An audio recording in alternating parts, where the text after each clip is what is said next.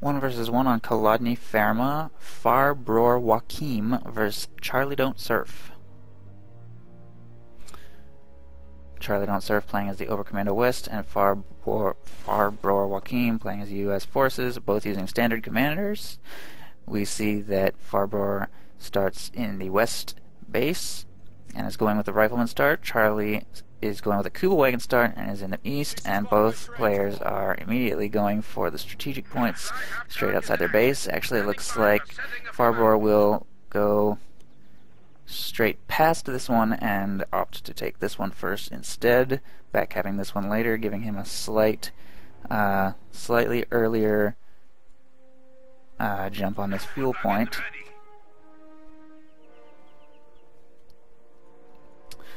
And it looks like they are both going to make a push for the north rather than the south,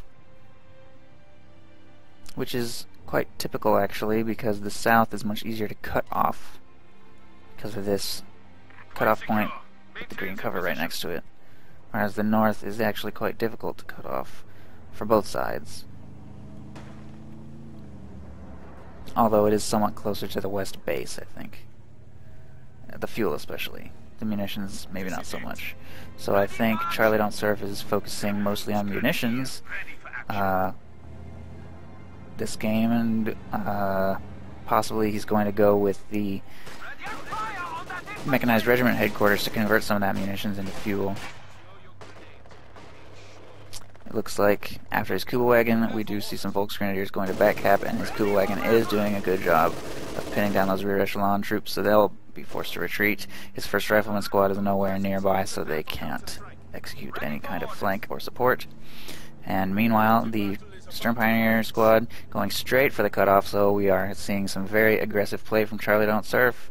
Pretty typical when you see a Kuba Wagon first start, to see an Oberkommando player take advantage of the really powerful Stern Pioneer squad that you start with, and this Kuba Wagon support to go for a very aggressive strategy there. Rifleman charged straight into that Kuba Wagon. I don't think he quite knew how it was faced, and he's not retreating just yet, but he probably should, because these riflemen are not nearly close enough to support, and they get pinned, so he immediately retreats. And Charlie Don't Surf did not successfully capture this, but he did decapture it, so he then moves his Pioneers back here to start working on the fuel point, which is a much higher priority. But we do see that there are now 2 squads on their way back, riflemen and rear echelon troops. It may be a mistake not to field at least 3 squads. 2 may not be sufficient if the Kuba Wagon is supported as it is by these Stern Pioneers. You can pull it off if you get a good volley fire, though, so we will see how this engagement goes. He is doing a good job of spreading out and setting up this flank, and he's going to try and draw fire with his rear echelon troops, and he is successful. It looks like he is turning the Kuba Wagon to face them and firing upon them in green cover, and the riflemen are moving up on the flank, but he does respond well with these Stern Pioneers, and he immediately gets him to retreat. He does not even try to win that engagement, although he already had killed one of those Stern Pioneers, so he may possibly have won the engagement against the Stern Pioneers. It's always hard to say in those close quarters engagements exactly whether the Rifleman squad or the Stern Pioneer squad will come out on top. But he decided not to take any chances and just got out of there to try again later. In the meantime, he is doing a good job of working on his opponent's fuel down here.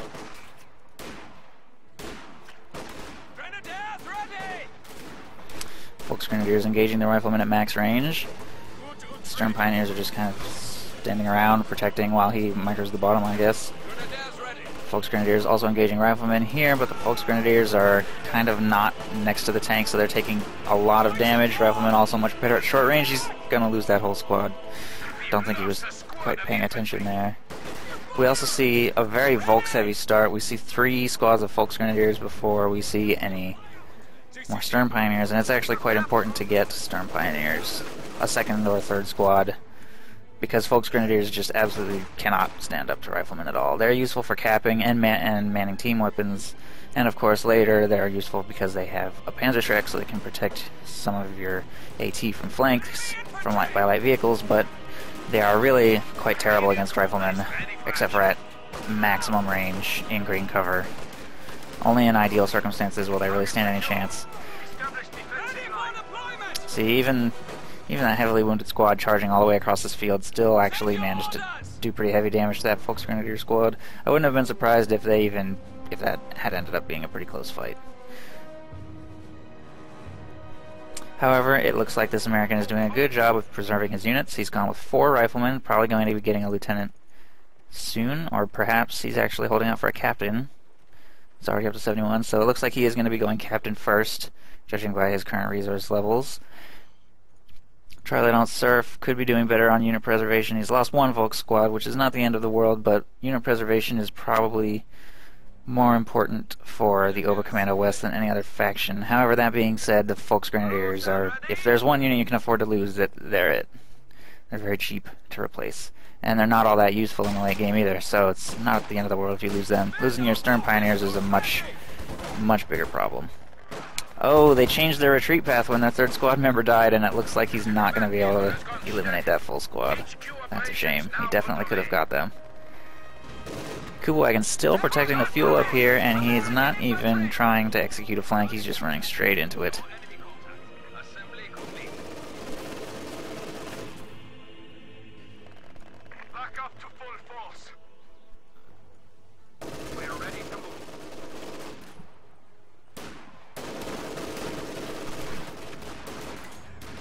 Rifleman moving up to help. I'm not sure if he's going to retreat or if he's just going to keep taking damage. He should probably get that Kubelwagen out of there. Lots of riflemen coming up now. I think that Kubelwagen is dead.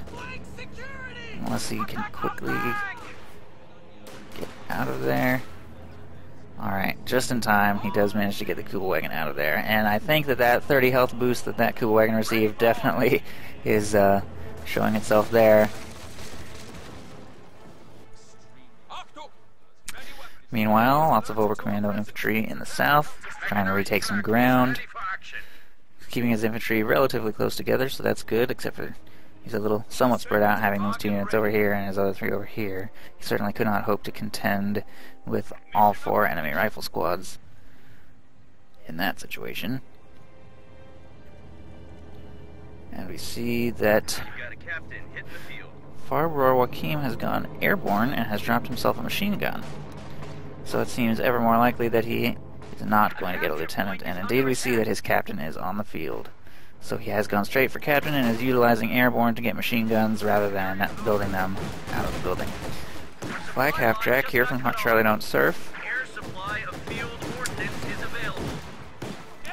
Interesting choice, given that he has not yet seen his opponent's tech decision. You really don't want to go invest too heavily into whatever your next level of technology is until you know what the US player is planning, and you will know what he's planning as soon as you see whatever officer he's purchased. If he brings his lieutenant onto the field, then you almost certainly need to get a Puma as quickly as you can, unless you're planning on spamming Raketenwerfers or Panzerschrecks or something. And if you see a captain, then you actually can pretty safely get the flag half-track, knowing that he is not going to field any light vehicles, at least not until he gets a Stuart, which will be significantly later in the game. And a flag half-track can beat a captain in most situations as long as it stays at max range, utilizes its smoke, and the captain is not particularly well positioned in a building or green cover or anything of that nature.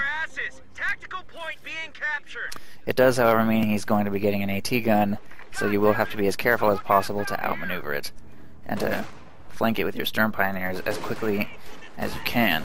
Excellent map control at this point by the Oberkommando player, but we see that he is spreading himself very thin and taking a lot of damage. He needs to be paying attention to these engagements. He should never have stood and fought. As soon as he saw this coming, he should have already been maneuvering away. Standing to fight that is just madness. Stern Pioneers and Fallschirmjäger are great, but they aren't miracle workers. Losing that Stern Pioneer squad is really going to hurt him too, because you can't really afford to lose full squads, especially not your heavy damage dealers. Just charging in with those Stern Pioneers, but that is also a mistake. It's a pretty big blow up.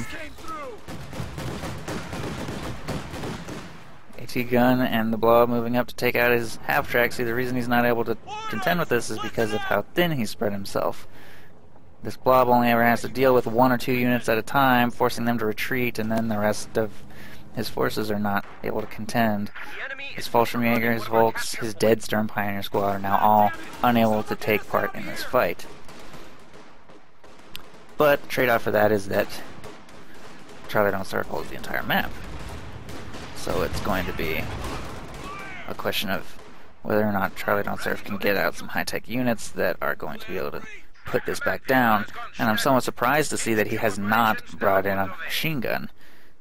One MG34 against somebody who clumps their riflemen this tightly would definitely serve extremely well. It's only 210 manpower, can be an extremely good investment. A Kuba wagon is good for early game suppression, but once the enemy has bazookas, you really can't necessarily rely on it. This thing is shooting a tree. He needs to redirect fire on the captain, not the retreating squad. If he had been firing at the captain as soon as he'd seen it, that captain would be suppressed and would not have been able to do that. He now needs to recover the flak half-track, but instead he is just standing here in yellow cover. If he had immediately moved to recover it as soon as it became abandoned, there may have even been a chance of saving it. But it shouldn't have even needed saving if all I had to do was simply start firing on the captain. The AT gun wasn't even part of that fight. He should not charge with his Volksgrenadiers here. He knows what's on the other side of this fence, and he should have no expectation of being able to make it through. He knows that there's a machine gun shooting at him, and he's suppressed. He should just retreat now.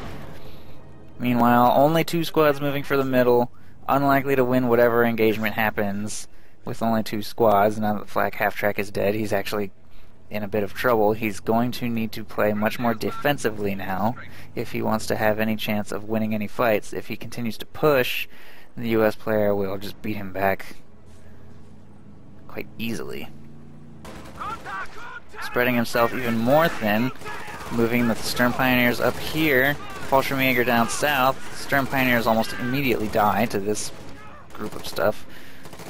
Fallschirmjäger actually take pretty heavy damage from 1 rifleman squad and they inflict no casualties. He's spreading his attention and his army rather thin.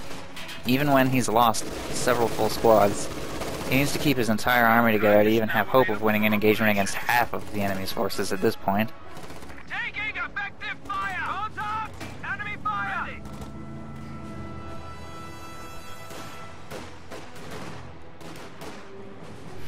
Stuka on the field. Pretty heavy investment of 100 manpower, but I can understand when you see your enemy going this heavy into infantry how you might want to purchase that to try and eliminate some full squads. Stuka firing. See if his opponent reacts. He is probably going to get this full Fallschirmjäger squad. And that Stuka was poorly aimed. Fallschirmjäger down, only 2 riflemen eliminated with the Stuka rounds. So had that Stuka been aimed better, the Fallschirmjäger would still be dead, but he may have gotten a full squad, probably inflicted heavy casualties on the other 2, so that's actually just a question of learning to time your Stuka shots a little bit better. And obviously that comes with practice, and it can be difficult against a moving target, especially.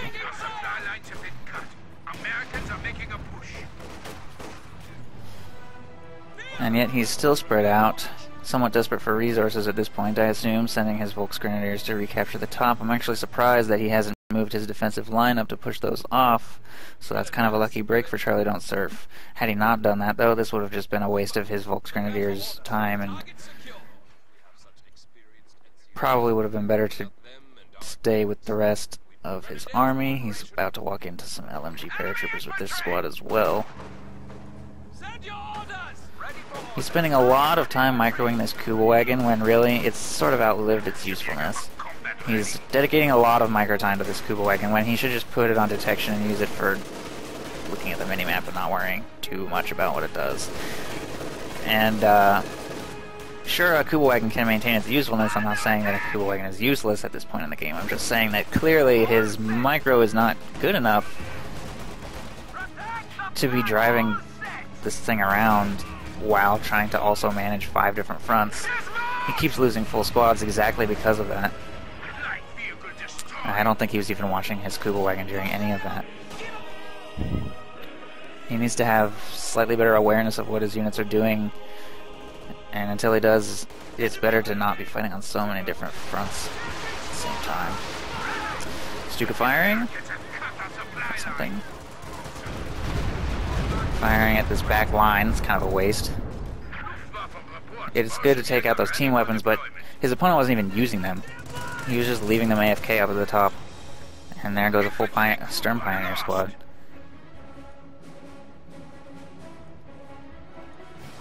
It's not really necessary to actually watch the results of your own barrages.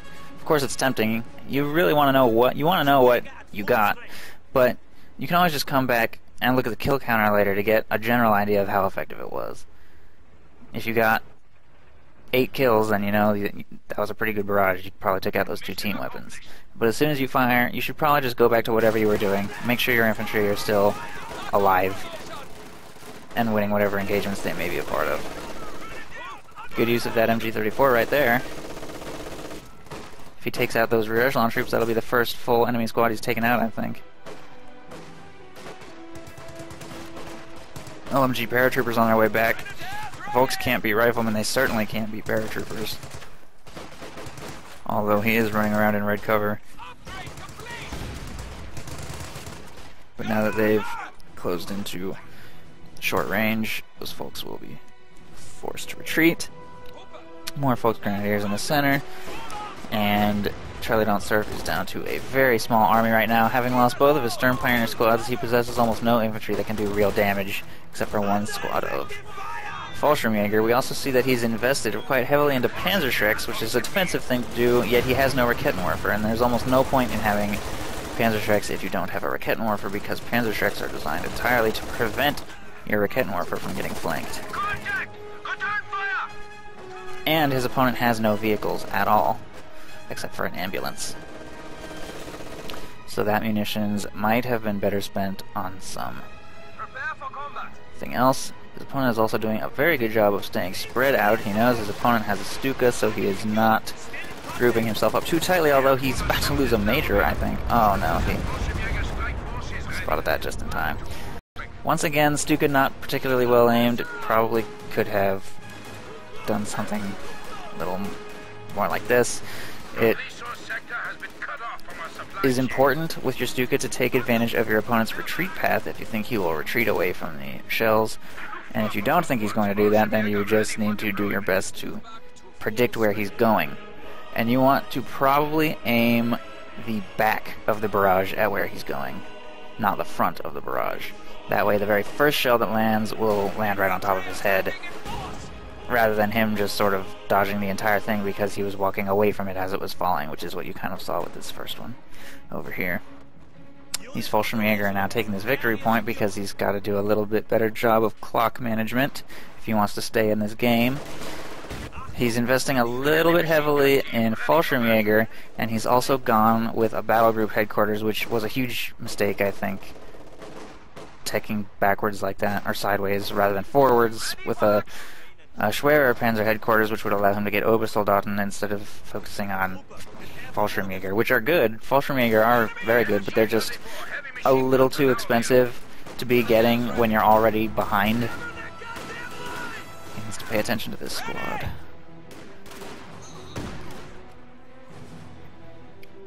Generally throwing a grenade, while it does get you some veterancy, if it's not going to take out an entire squad, it's not necessarily always worth it. Something to consider.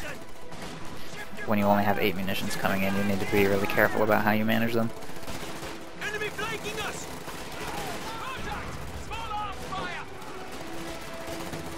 Fallschirmjäger doing pretty good damage on that squad as it's walking by. It's good to try and maximize your Fallschirmjäger damage output while minimizing their damage received, because they are super expensive to reinforce. Looks like an M8 Scott's on the field. Oh, barrage firing there. Hopefully he took advantage of the retreat path. No, he did not. He aimed it a little strangely. Always aim it towards the enemy base. If there's any chance that they're going to retreat, make sure you take advantage of the retreat path. You may even want to lead them a little bit if you are particularly convinced that they'll retreat. Of course, you can never know if the enemy's going to retreat or dodge. Most players that are experienced in fighting against Stukas will not retreat, they'll try to dodge. Because if you take a predictable path against a Stuka, then that could be devastating. However, retreating does give you the increased speed and damage resistance, so it is of course a trade-off. This Grenadier is taking fire from the M8 Scott. Stuka has fired, I think, 5 times and has only netted 6 kills, so he really needs to get much more precise with those barrages. And that's one of the main reasons I prefer the Sturm Tiger over the Stuka, because the Sturm Tiger is so much easier to aim. Much easier to use, very similar effect. Huge blast radius, massive damage, can take out tanks in one shot, so I really prefer the Sturm Tiger if it's at all possible to get it.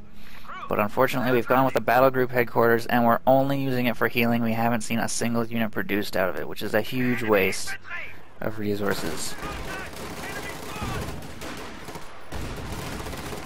The reason he felt pressured to get one is because he's invested in Fallschirmjäger and it's critical to keep them healed.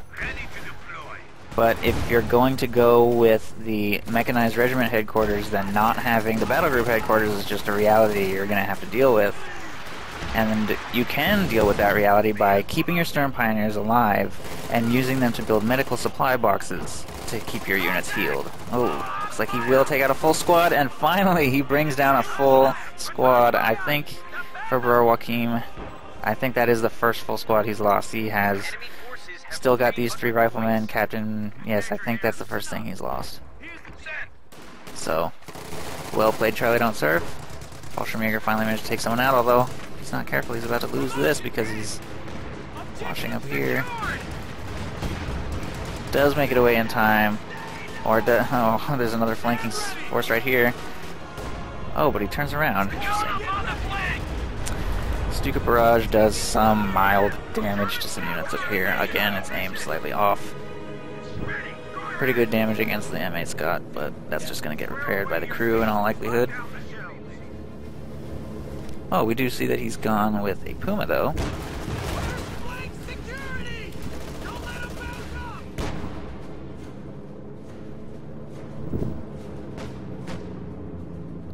So that should help him against the M8 Scott, although don't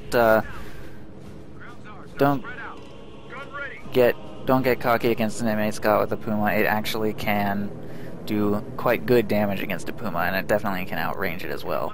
If it fires in a high arc, then it's very easy for a Puma to dodge, but if it fires directly at the Puma, which sometimes it will do, you may be surprised by how much damage it can actually do there.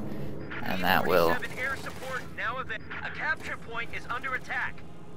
catch you off guard more often than not. And I have lost Pumas to massed M8 Scots before, much to my disappointment. At this point, Charlie Don't Surf is up to 116 fuel, so he should consider getting the Schwerer Panzer headquarters. It's late, but it's never too late to tech up as Oberkommando West.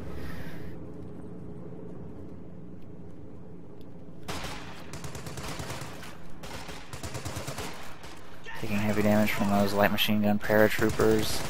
MG was a little slow to set up there. He's taking heavy damage now. Should not have thrown that grenade. He killed himself with it. Never throw a grenade in your retreat path. A lot of people throw a grenade and then immediately retreat. It doesn't... Basically, if you're going to retreat immediately after throwing a grenade, don't throw the grenade, because that means you know you're going to lose the engagement and you're just trying to do a little bit of damage, but there's no point in inflicting a tiny bit of damage if you've already lost the engagement. You should just retreat immediately. He's also got to stop moving his Puma when he fires. Don't fire and then... Or don't move unless you have to move. Always stop right before your Puma fires so that it will have maximum accuracy. Firing on the move of Puma is much less accurate. He could have taken one less shot from that M8 Scott if he had not moved it there. P-47 barrage coming in on the Puma, but it takes out the house instead. Wow. The P-47 barrage will never shoot at you in your base, and it always comes around for a second pass, so it can be a good idea to park your Puma or whatever vehicles back in your base sector until the P-47 stops circling, or until you shoot it down, whichever comes first. Fallschirmjäger capturing this, hiding in the cover. We're about to take Fortunately, he had not switched to high explosive rounds, so it had severely reduced accuracy and splash. Oh, that was a good shot. Had that been a high explosive round, that could have been devastating, but it wasn't, fortunately. It's reversing all the way towards the opponent's base. And Charlie Don't Surf, despite all of the mistakes he's made, could potentially still come back if he can just get some map under control. It's definitely not too late by any means, as long as he keeps his Puma, Panzerschreck, as long as he keeps everything he currently has alive and continues working on his tech tree and tries to aim that Stuka a little better, it's definitely not too late for him to come back from this. But I would really like to see that Schwerer Panzer headquarters go up. Not only will it provide some AA against this airborne player you're fighting against, it also will provide you access to all of the units you need to push yourself out of this mid-game and into the late game.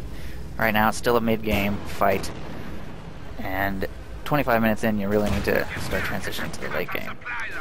Getting some good shots on that Sherman, good harassment there. Oh, there was the second pass by the P-47, but perfectly dodged by the Puma. Well done there. Perfectly timed. At this point, when you only have 123 points left, victory points are more important than resources. You can't just start back capping and then worrying about victory points. You need to run straight for that victory point and get it and stop that clock, because you're running out of time. Once you have only 114 points left, especially when you're unopposed, you can come back for the resources later, but the victory points have become much more important than the resources now. Also, as Fallschirmjäger, if you damage an enemy vehicle, there is a very high chance that he has backed up and is repairing it next to a building. You can always try to pop out, kill the crew as they're repairing, because they'll take massively increased damage, and if he's not paying attention, you have a tank that he used to have, and that can hugely turn the tide. Huge advantage of playing as Fallschirmjäger, so something to think about. He couldn't have done it in that situation, he didn't have the resources, and it can be a gamble. Get that squad out of there, it's double vet, don't lose it. Can be a gamble to do that, but I've seen it pay off against me. I've done it and it's paid off. Oh, that was actually... They were clumped enough to make that grenade somewhat worth it. But on the other side of that, they're triple vets, so their odds of actually dying, if not already severely wounded, are somewhat reduced. So, something to consider. Oh, and he dies to the 50 cal on top. That's a shame. It looks like they took out a full squad of rear echelon troops with a grenade again, spending quite a bit of munitions on grenades. Although he has stockpiled enough to allow himself a little bit of wriggle room on upgrades, he's certainly not going to be able to use this, though, anytime soon. Airborne assault is incredibly expensive, but for good reason, because it's probably the only way in the game that I can think of to convert munitions into manpower, so that's something to consider. Great positioning on the Puma there. He's probably going to be able to get a few more good shots off. If he did aim to shot, he might even be able to chase and kill this Sherman. Looks like he's not going to risk it, though, and for good reason. You don't want to get too risky. You really need to know when to chase and when not to. That probably would have been a good time to chase, but obviously he doesn't have the knowledge that we have with no fog of war, so he doesn't want to charge into a second Sherman, an AT gun, or anything else like that. Except it looks like he's doing exactly that with this Jagdpanzer, which might be a mistake. He's probably going to be too busy microwaving this to worry about his points, be worrying about his infantry in the map, and he really needs to. I also don't think that this has been firing quite as frequently as it could have been at units in the north or elsewhere. He's chasing right into the enemy base with the Jagdpanzer. Oh, it fires it. I can't tell if it fired at infantry or if it just missed. Oh, it's so clunky and clumsy. He's definitely overextended at this point. Second Sherman coming back to support. Now he's moving back. This machine gun is not being microed, it's automatically. There he goes. He's too late. He could have killed that AT gun if he had been paying attention there. Fallschirmjäger about to get overrun in the center. Hopefully the Stuka will support. He needs to fire that Stuka.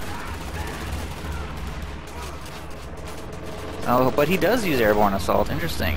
Wow, and an entire rifle squad gets wiped. Unbelievable. If that Stuka would just fire. A second rifleman squad wiped! That is amazing. I don't think I've ever seen an airborne assault do so much damage. That was incredible. Still a bit of an overextension, I think. Because he's going to have to spend manpower just to reinforce, but that was a munitions expenditure, not a manpower expenditure, so that definitely paid off, of course. That was 2 rifleman squads down, so excellent usage of that ability. He needs to get... Oh, pop smoke! Oh, he should have popped smoke. As soon as he did that little weird maneuver, he should have known that that was dead if he didn't. I think he could afford it, actually. He's got 58 coming in. I think he could have afforded it.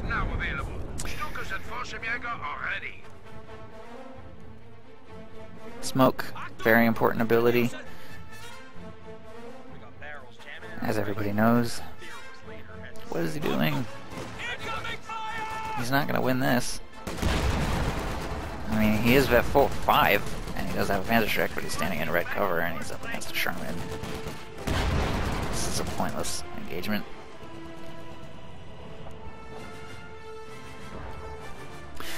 Losing that Puma is a heavy blow. Fortunately, he does have a Jagdpanzer up to replace it, but it sort of fulfills a different role. Puma is better at disabling and chasing, whereas the Jagdpanzer is more of a defensive unit. You sort of keep it in the back and use it as an assault gun to take out tanks that try to charge. And then, of course, it's important to have its flanks protected by Panzerschrecks. He still has 1 Panzerschreck remaining on a vet 5 squad, so that's good. But he is quickly running out of victory points. You see a Raketenwerfer, that's an interesting purchase. We still don't see the Schwerpanzer headquarters. 30 minutes into the game, that is honestly the biggest mistake that Charlie Don't Surf has made, I think. Not teching up. If you don't tech up, you just won't win, no matter how long the game goes. The reason that the Oberkommando have the advantage in the late game is because of their superior late game units, and if you never make any of those units, especially as Fallschirmjäger, which doesn't have any super tank call-ins or anything like that, they just have Fallschirmjäger, you're really going to struggle because this game is still in the mid-game, 32 minutes in. It still hasn't transitioned into any late game units. 25 points remaining. He really needs to make a desperate push for the victory points, but he is spreading himself too thin. He should probably be focusing on only 2 rather than all 3 simultaneously.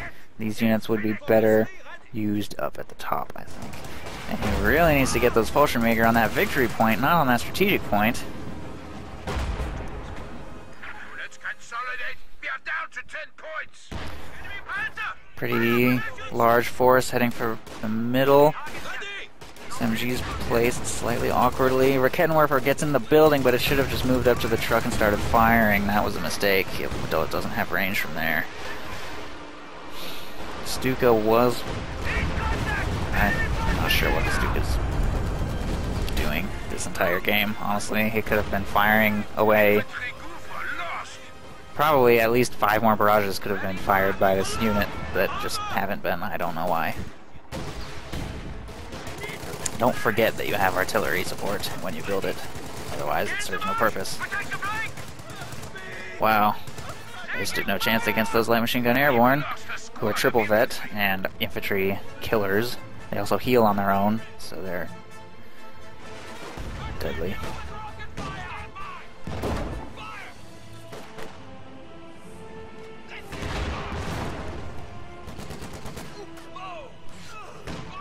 And that's pretty much going to wrap up the game. So in conclusion, all there really is to it is you have to tech up. Despite all of the critical mistakes Charlie Don't Surf made, particularly losing so many squads in the early game, and never really managing to take out... I mean, it's not a mistake to fail to take out your enemy's units, but he really struggled to eliminate any full enemy squads until he finally had some artillery, the Stuka, on the field, and even then he misaimed a lot of those barrages, and I think the vast majority of his full squad wipes against his opponent were Fallschirmjäger sitting AFK on a point, and then a rifleman squad would stroll by and die. So it's good to capitalize on those lucky moments, and they happen in every game. but it's important to minimize your own unlucky moments or mistakes of that nature where your full squads die. Never stand and fight in an engagement that you're going to lose. Regroup and turn it into an engagement that you'll win. Wow, Farbrorjoakim floating a huge amount of resources too, which just goes to show what an advantage he had.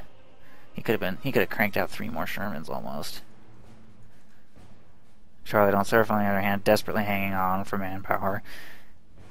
Never teched up to the Schwerpanzer headquarters. I highly recommend you to skip one of these 2 buildings and then tech back to the 3rd one later if you feel that it has something you need. In particular, if you really need a retreat point later on and healing because you're tired of spending munitions on healing boxes, I would definitely get a battle group headquarters after you've gotten the Schwerpanzer headquarters and a couple of higher tech units.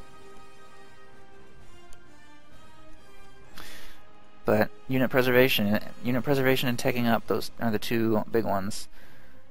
He definitely could have won this game. It was on a razor's edge. He just couldn't quite do it with what the resources he had at his disposal. So in the future, especially against airborne, highly suggest the Lukes or Panzer II, whatever how that's pronounced.